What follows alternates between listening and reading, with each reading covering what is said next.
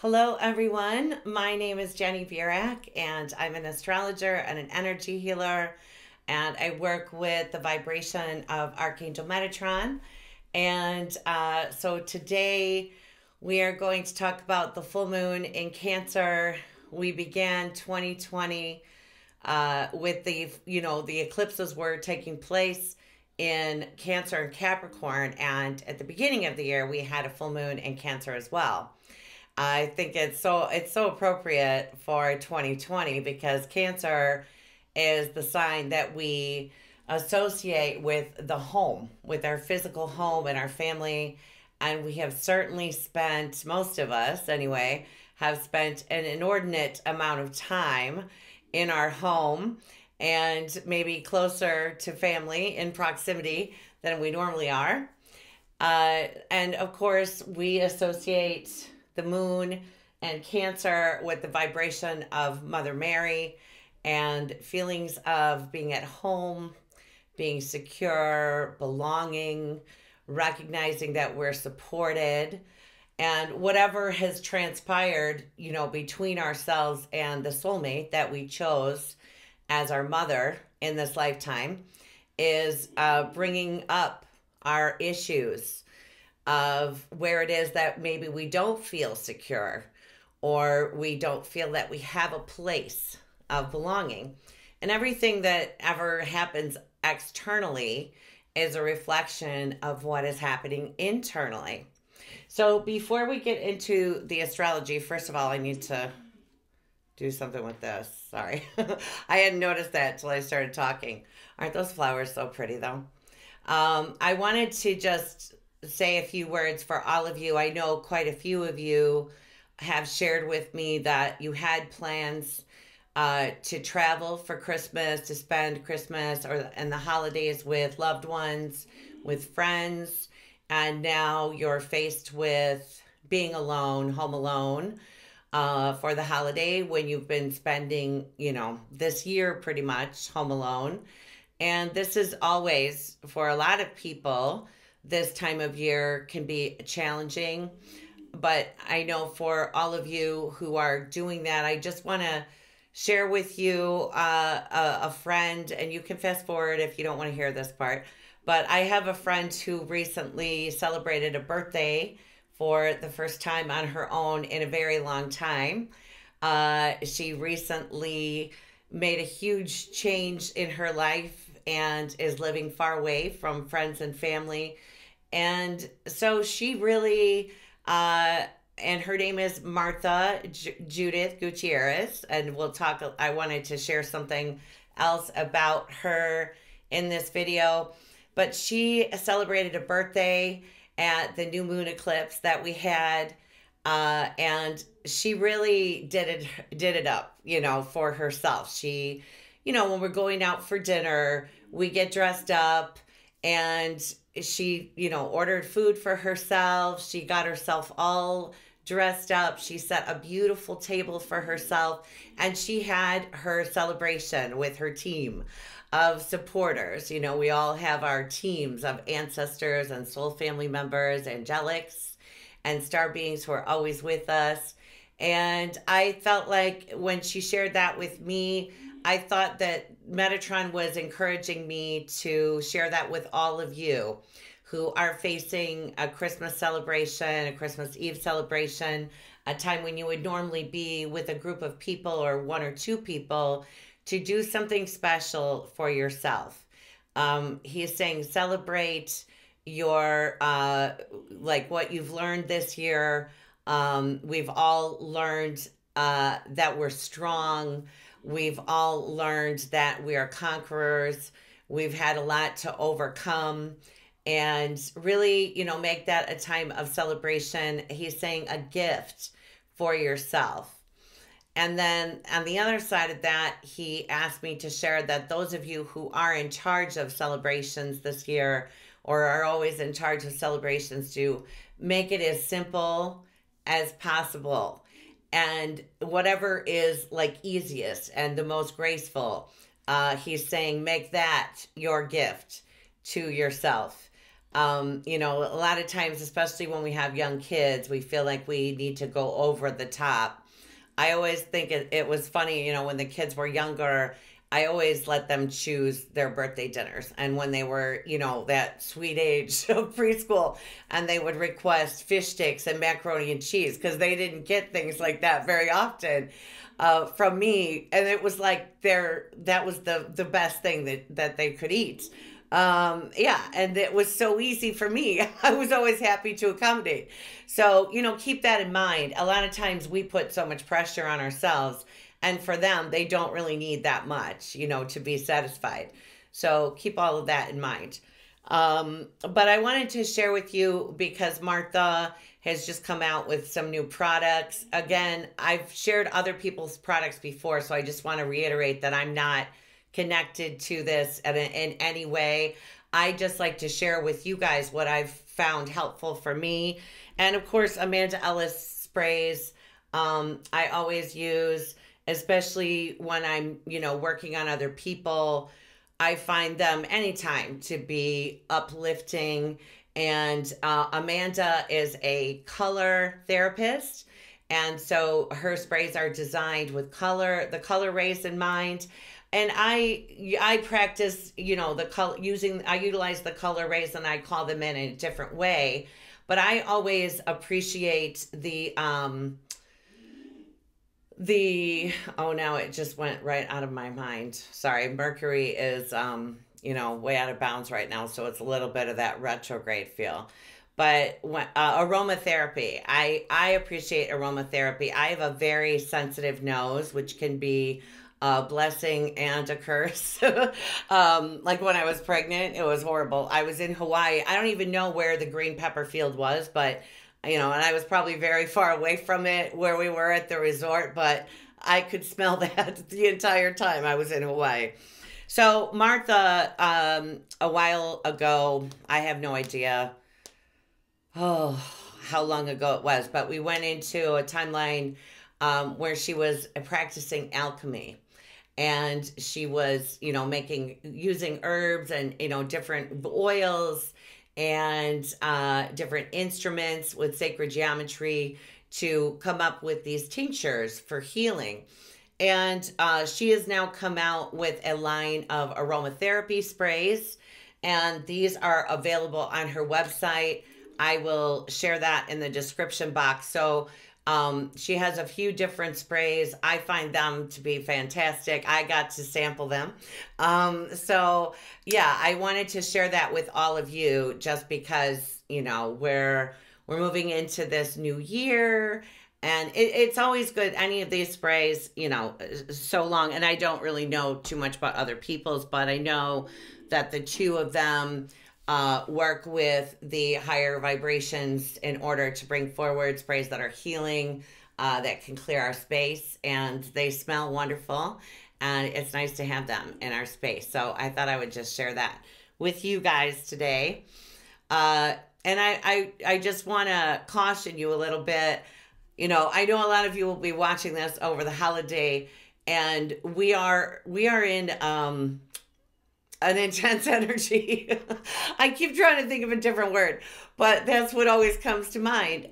We are now today, tomorrow, and the next day. So pretty much through Christmas, we are feeling that Mars meeting Eris, Mars being, in anyone's chart, Mars is like the challenger and the way that we move forward.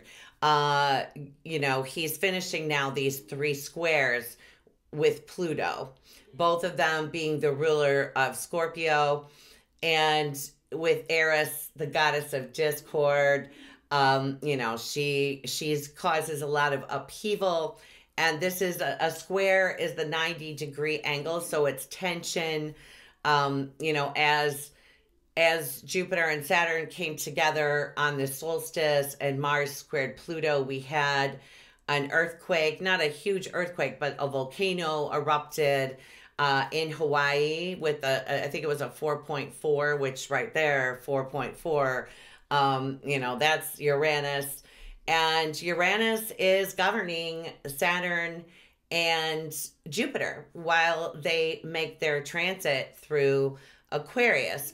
Now, important to remember with this that Saturn is, before we had a telescope that could find Uranus, we saw Saturn as the ruler of Aquarius. And just because a telescope is invented doesn't mean that we forget that.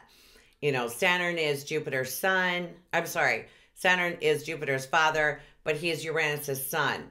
And when Uranus was going to kill all of his children, Gaia, the mother of the children, fashioned a sickle and asked Saturn to help her dispose of Uranus, and he cut off his balls and threw him into the water, and from his balls sprang Aphrodite.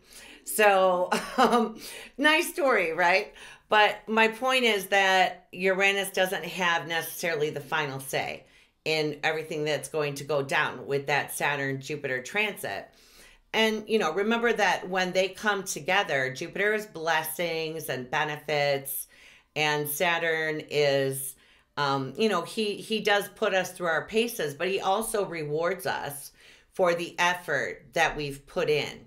So a lot of you had mentioned that, you know, 20 years ago, and I think this was on Facebook, post that I made on Facebook in reference to Saturn and Jupiter, and that we're beginning a new 20-year cycle. And a lot of you expressed that what happened 20 years ago wasn't so great. It was really not great for me at all. So I hear you. You know, that was when I found out that my husband had extracurricular activities going on, and my daughter began regressing at the same time. But so, you know, it isn't necessarily that the exact same circumstances are going to come up, but always it's like, did we learn the lesson of that?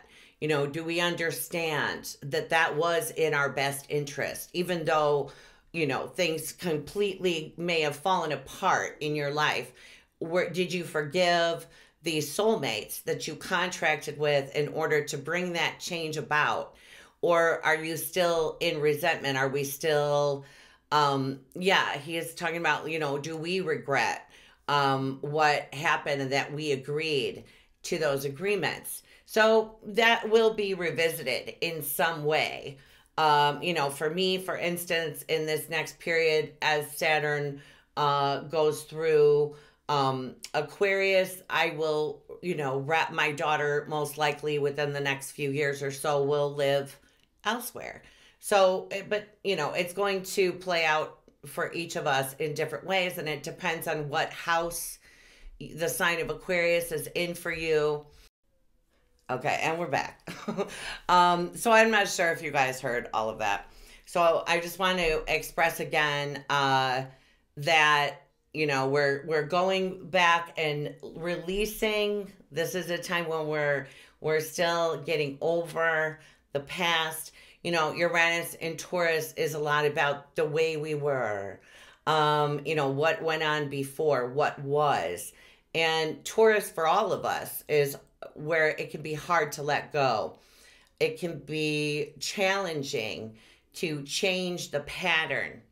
And so just keep that in mind, you know, as we're moving forward in this energy, this new energy of Jupiter and Saturn traversing the sign of Aquarius. Of course, that's, you know, the hawk's, the bird's eye view, as the way Metatron is saying it. It's like the hawk peering down and surveying the landscape. And I want to just say again, this is not the age of Aquarius. That is measured a completely different way. And so many people have jumped on that bus that I feel like I almost need to, you know, to just let you know that is about 2159, 2160. And who knows how long that change from Pisces to Aquarius will go on. But like it could last, you know, 100 or so years. We don't know. I want to mention that Rick Levine, who I love a lot. I love Rick Levine. He is a lot of fun. I really adore Rick. And I find that Rick Levine and Ann Ortley, they're just, they're masters of astrology. That's what I just heard. And they are so generous with their knowledge. So if you are interested in learning more about astrology, I encourage you to follow along with them. Rick Levine, I'll leave his channel and the link to the video that I'm talking about in the description box beneath the video. And Ann Ortley of Blog Talk Radio, I will leave her her information. Oh my gosh. And also the Radiant Divine Frequencies website where you can purchase these sprays. She also sells, oh, I wish I had one in front of me, but I want to talk about this family that makes what's called Yutati Oils. They've made them for 2,000 years. And I've spoken with the man who is responsible for the products now.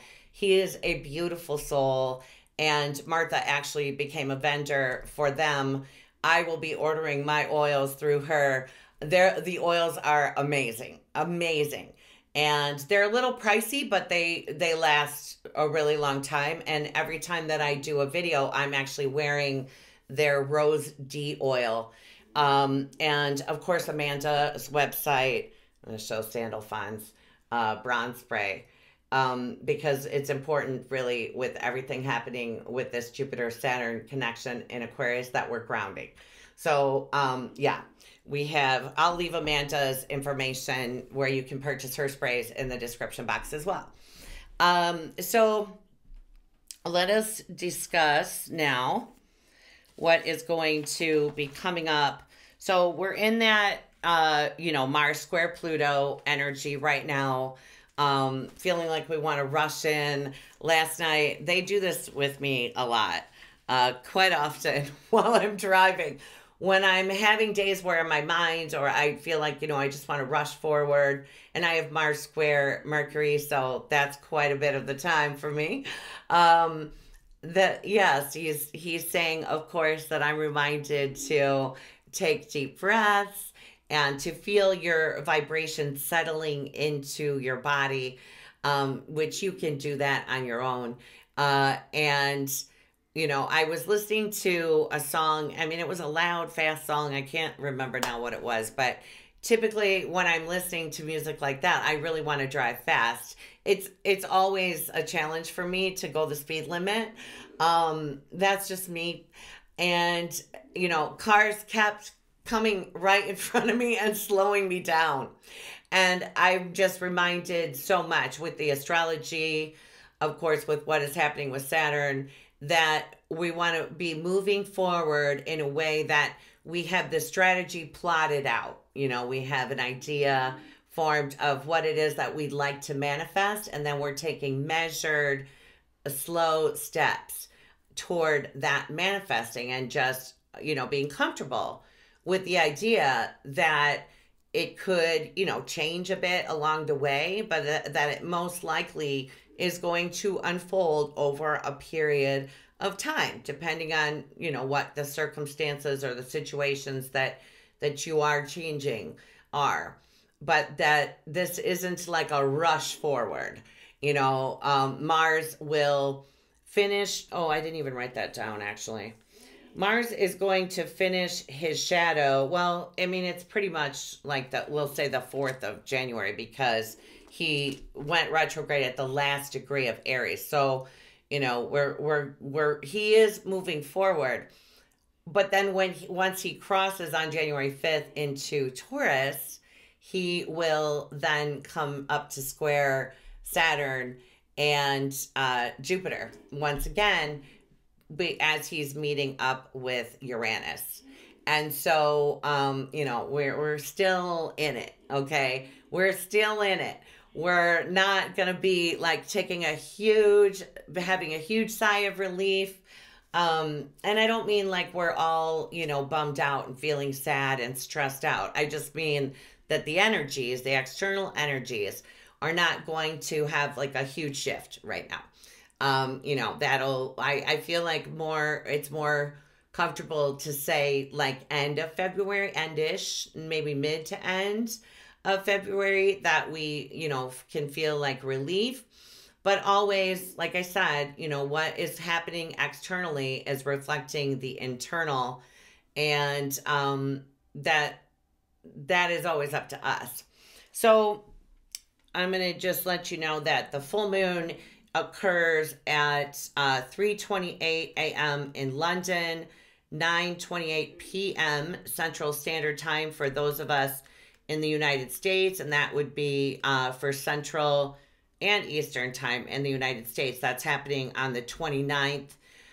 For Europe and Australia, that would be on the 30th then, very early in the hours of the 30th.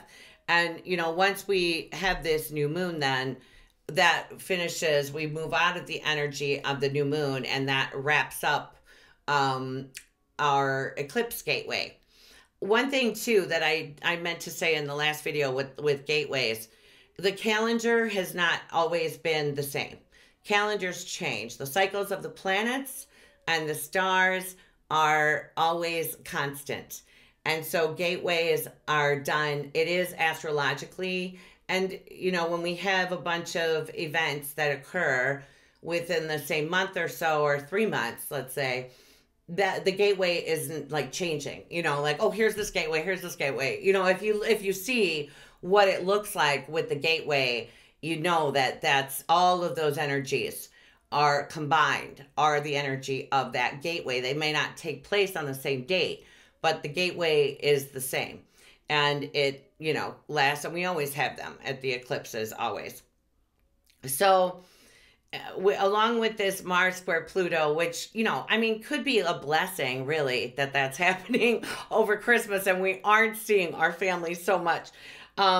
You know, Mars rules pandemics, and of course, Pluto is the Lord, the God of the underworld. He's the Lord of death. Rick Levine calls him Dark Vader. You know, I mean, he brings the transformation, and sometimes, always, it's that something passes, all things pass away. Behold, all things become new, as Jesus said. But, you know, the Lord of time, Saturn, is ruling the Lord of the underworld. And when you see just the pictures of how many people are traveling now, and the fact that it just came out that we have a new strain to contend with, that seems to be more problematic for the youth. The Aquarius has a lot to do with the youth.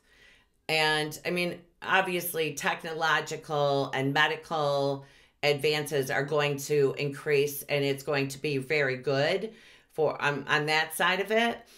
And also, Metatron was bringing to my mind that all of this talk with the conspiracy theories and the fear about the DNA and DNA being altered, what actually is true when you're not seeing it through the lens of fear, is that, you know, all people respond very differently to this virus. We know that, right? This actually is going to help them to discover things about our DNA and to tailor, the word he's using is to tailor medications and treatments to fit specific needs. Now, I see that unfolding over 20, and then I see it extending to 30 years, but it isn't a bad thing. You know, it's an advance, and always we want science to be advancing. Science changes, more facts come to light, and then the opinions of the scientists change because they've learned more. You know, the only people who are ever against science was when the church wanted to shut them up. You know, I'm never against, like, making scientists be quiet is never a good idea. So this is good. This is good. There'll be a lot of advances in the field of science. And of course, a lot of it will have to do with agriculture and more sustainable ways to nurture the environment. I think a lot of people will probably give up eating livestock during this period. You know, it's polluted, and a lot of it, and, you know, especially in the United States with the hormones and yada, yada. So it is good. I don't want to give the impression that it's all bad news, but we're still in a period where a lot of people are exiting. So, you know, keep that in mind. And Pluto is still, you know, going to spend the next 3 years going through the sign of Capricorn.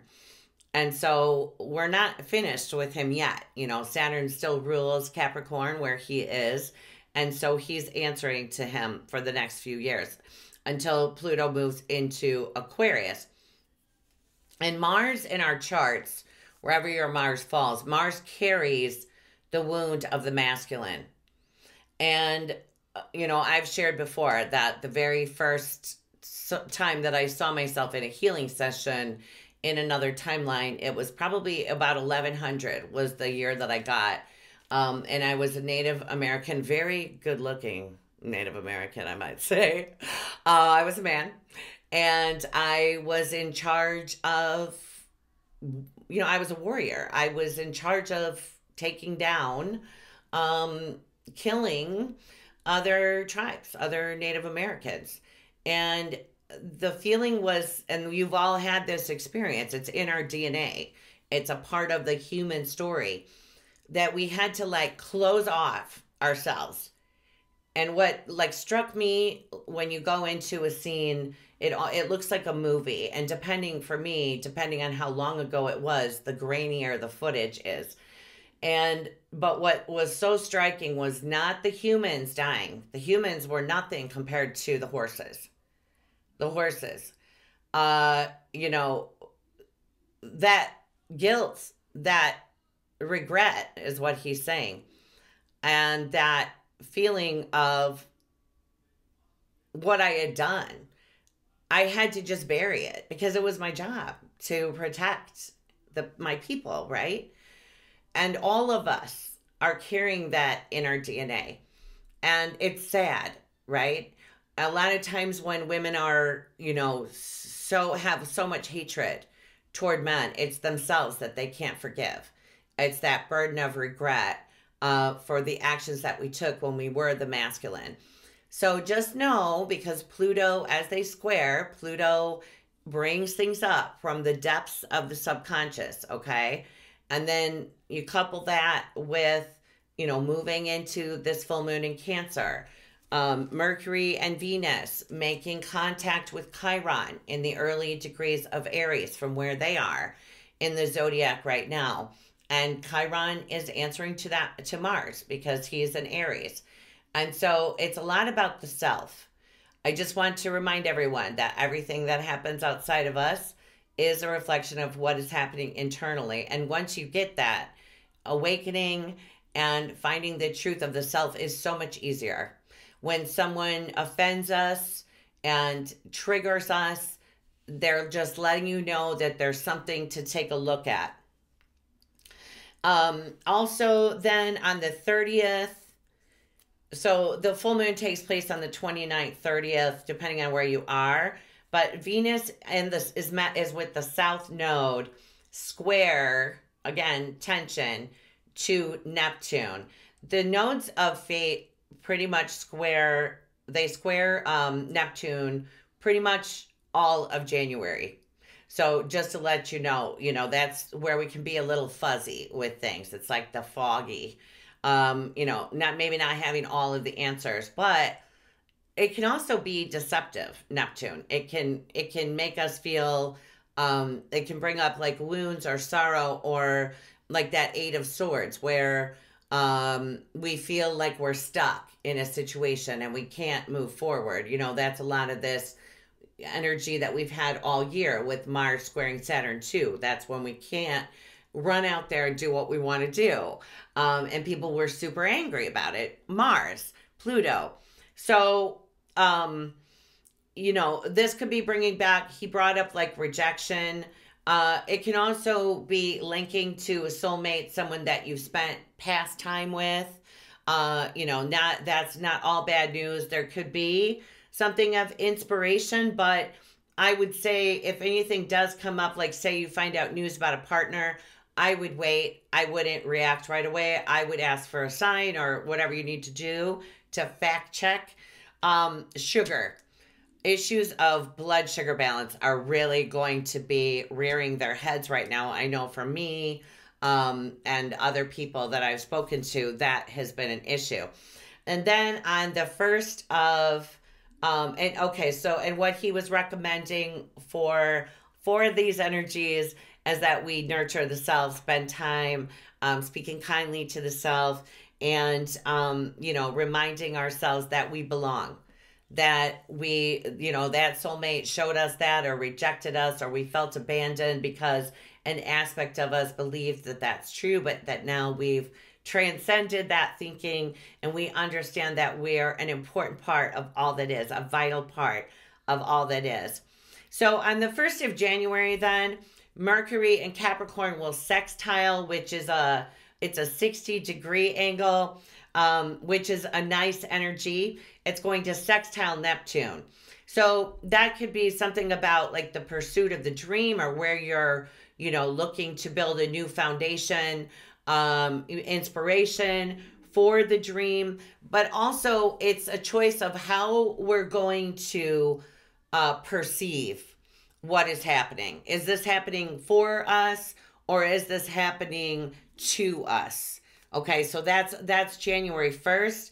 And he really wanted to stress that it is a choice in how we perceive it, and how, a lot of people have dealt with, he's saying, the pandemic situation in different ways. Some people have gone immediately into fear and and believe that they were being victimized.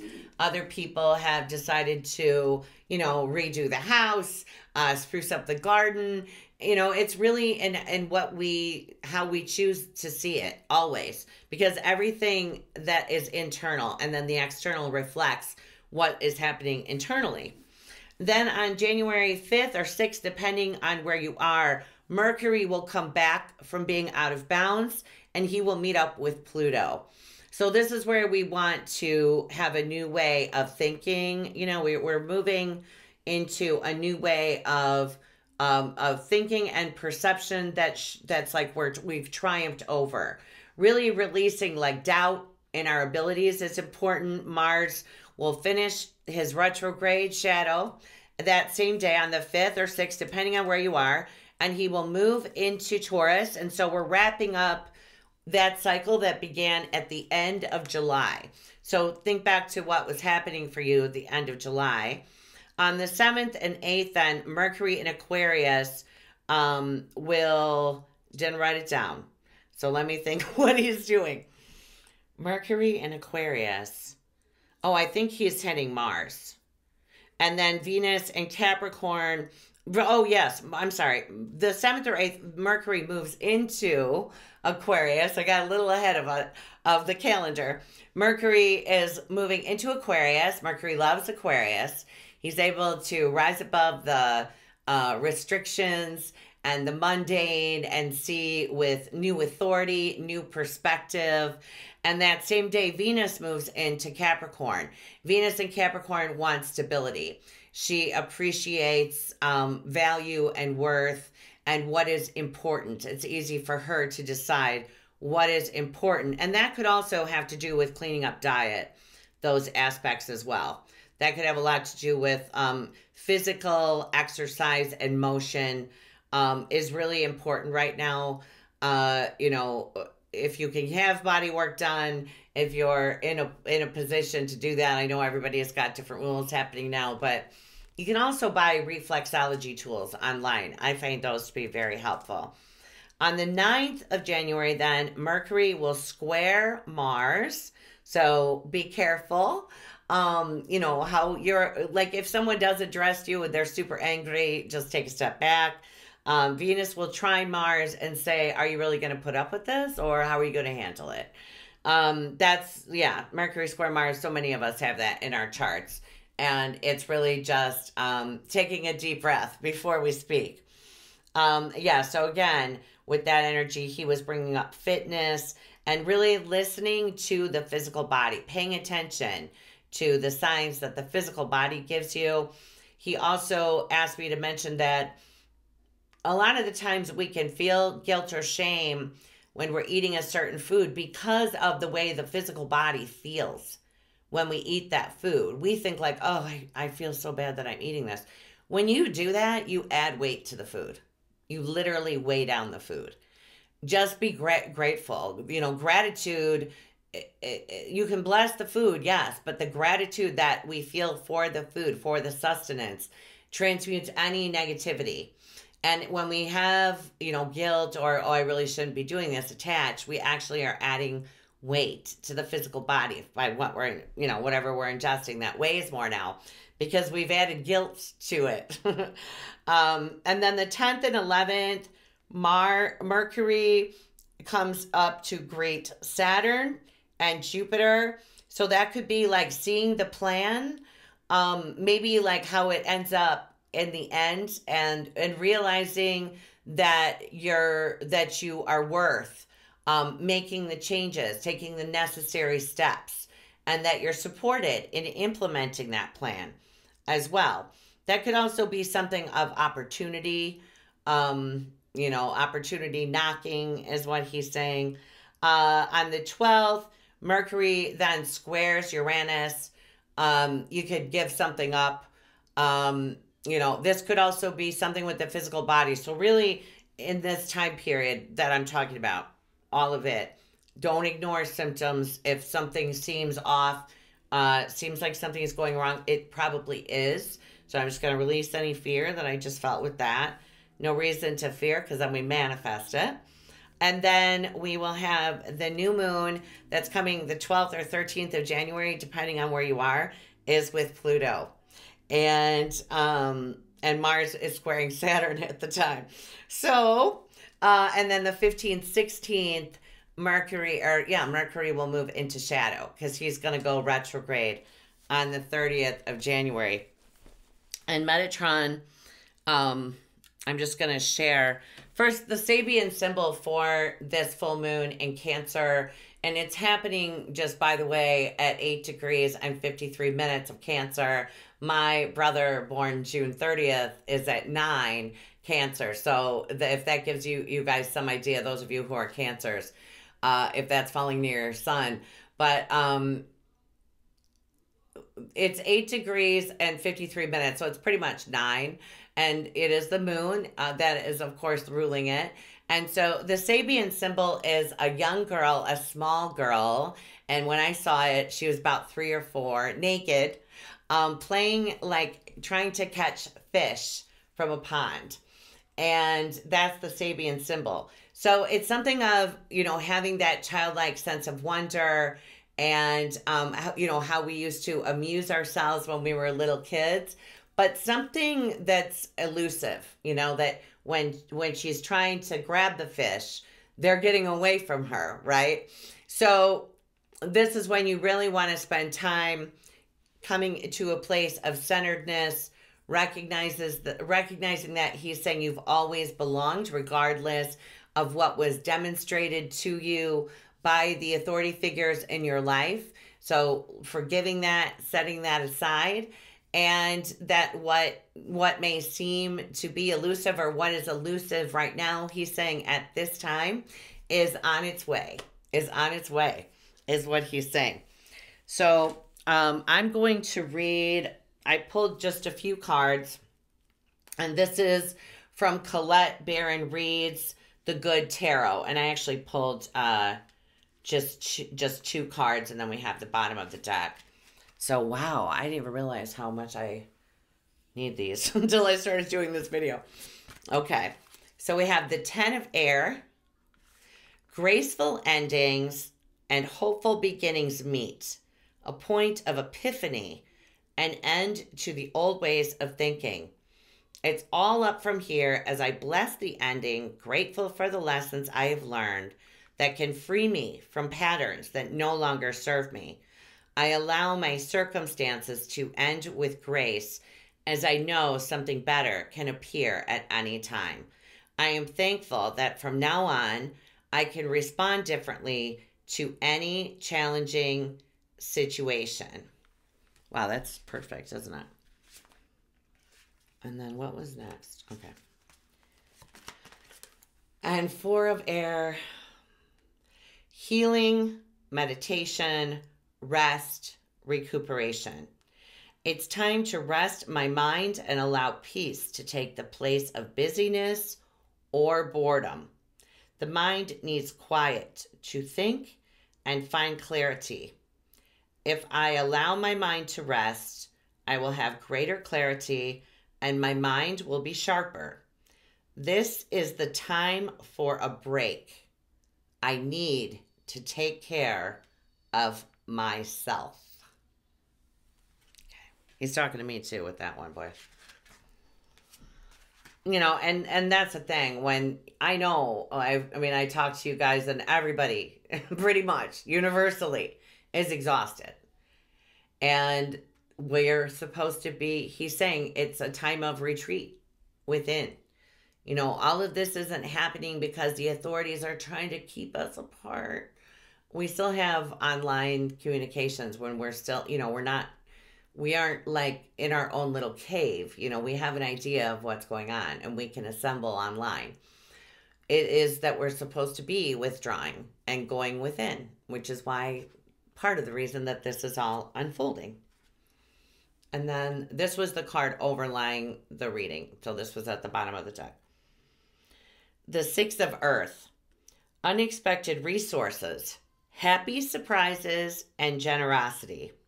What I have sent forth in love comes back to me many times over as the generosity of others becomes apparent and unexpected resources show up. The universe is exhibiting its generosity, reminding me that the world is full of pleasant surprises. Inside the pretty package is tangible aid, a gift from spirit. Just when I was beginning to doubt, I am reminded of the treasures that I am entitled to receive that show up at my door. What will I unwrap today?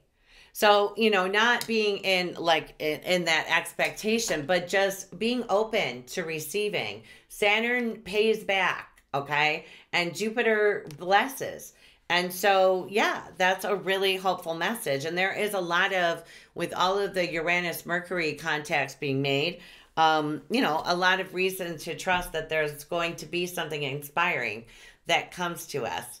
And he's saying that there are many avenues that those blessings can make their way to us. And the important part is, all we need to do, all that we are responsible to do is to be waiting in a waitful, a hopeful waiting and hopeful energy of patience and being open to receive, opening the heart up to receive. So anyway, you guys, I hope that you found this helpful and happy holidays to everyone. I am hopeful for this next period for us. And yeah, onward and upward we go.